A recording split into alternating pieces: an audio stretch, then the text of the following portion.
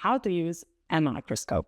Hi, I'm Dr. Alex. I'm a veterinary pathologist and digital pathology enthusiast. I talk a lot about scanners, whole slide imaging, and AI, but digital pathology still begins with the basics. Light microscopy. Everything we digitize starts here. So in this video, let me slow down, get hands-on, and show you how to use a microscope the right way so that you can understand the fundamentals of the tech we rely on for digital pathology. Part 1. Meet your microscope. Let's start by quickly walking you through the parts of a compound microscope that we'll be using today. These are the eyepieces. You can actually take them out and put them back in. They already help you magnify. They usually are 10x magnification. Then we have our objectives. The ones I have are 2.5x, 4x, 10x, 20x, and 40x. So we already have the magnification 10x in the oculars, and then we have the magnification of the objectives. So the maximum magnification on my microscope is 400x. Here we have the stage. This here is the stage where you will put the slide. This is the stage clip that will hold our slide. Then we have 2 screws on the side of the microscope. It's actually on both sides of the microscope. This is the big one is the coarse focus micrometer screw, and the small one is the fine focus micrometer screw. Let's actually switch our microscope on and see where the source of light is. This is the source of light. We have to switch the microscope on actually for it to work.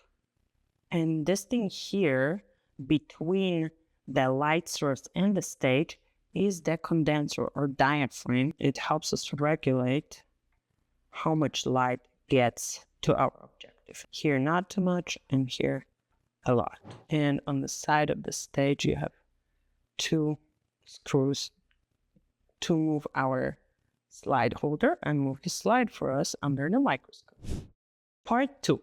Before you start, before you even put the slide on the stage, make sure that your lowest power lens is clicked into place. On my microscope, it's tricky because the lower power lens, the 2.5, is actually like longer than the 4. So I often do the 4 first, but let's do the 2.5. We should fully lower the stage, or at least lower it enough. We can use the coarse micrometer screw for that. Obviously, we have our light on already. And once it's on, we make sure that it's adequate, that it's not blasting at full power. And then another thing is that you're actually sitting at eye level with the eyepieces. Sounds simple, but skipping this, if your stage, for example, is not low enough and you have the highest objective, you can even crack a slide. Part 3, placing your slide. So you hold the slide by the edge. No tapping or touching the cover slip.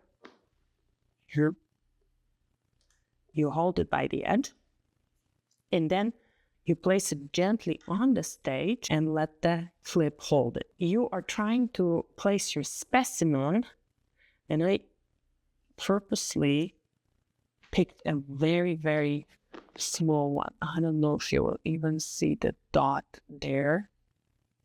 Probably not, but you can see it under the microscope. But the point is to center this specimen under your light.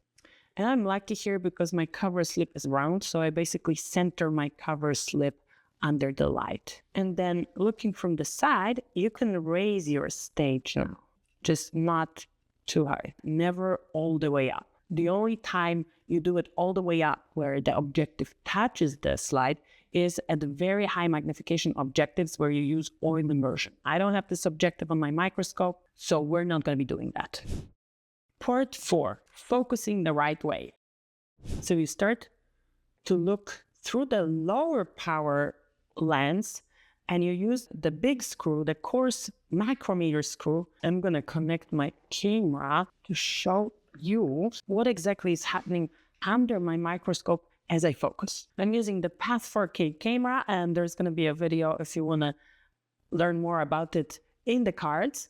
I'm going to look into the microscope and bring my stage up until I see something. I'm going to increase the light a little bit because for the camera I need more. My focus under the microscope differs from the one on the screen because you see that the distance of my objective to the oculars and the camera are different. So I found my specimen on the screen and I purposefully chose a small one. Now I'm going to switch the objective to a bigger one and then fine focus with the micrometer screw to have my specimen sharp. Actually, I can go to 10x, adjust the position, and now I'm using the micrometer screw. I already adjusted the light intensity. The higher the objective, the more light you're going to need. So here we are up to 10x. We are pretty in focus, so let's go higher. Part 5, changing magnification. So now that we focus at 10x, we can slowly rotate to higher power. And now to adjust the focus, we only use the micrometer screw, the small one. We don't use the coarse screw, the big one anymore. And let us go higher, 240x. And have you already figured out what our specimen is? It is a vein. Let me show you the structure at 20x. How do you know it's a vein? You have red blood cells on the inside and you have the vessel wall on the outside. It's not rigid. It has a very irregular shape. If it was an artery, it would be a lot rounder and a lot more rigid. This, it's not, so it's a vein.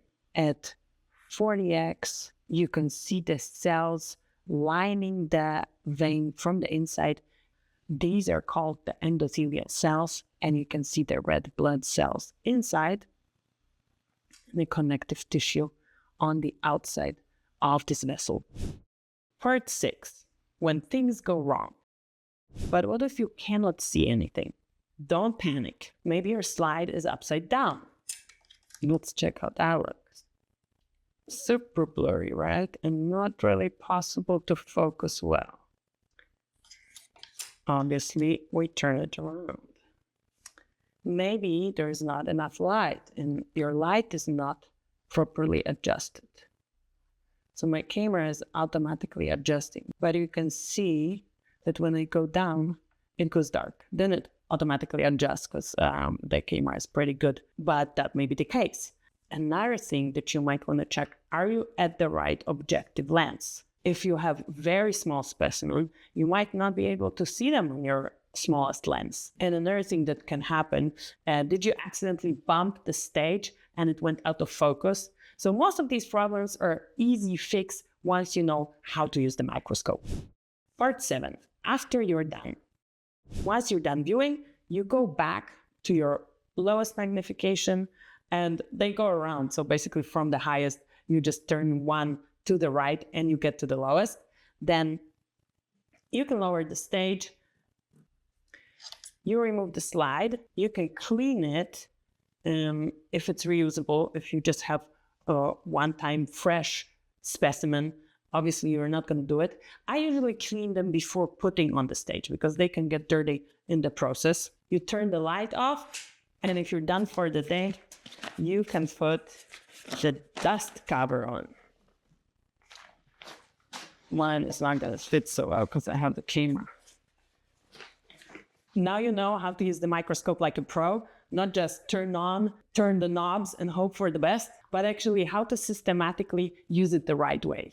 If this was helpful, hit like, subscribe, and join me for other videos where I explore digital pathology and the tissue sections under the microscope. I'm Dr. Alex, and I see you in the next episode.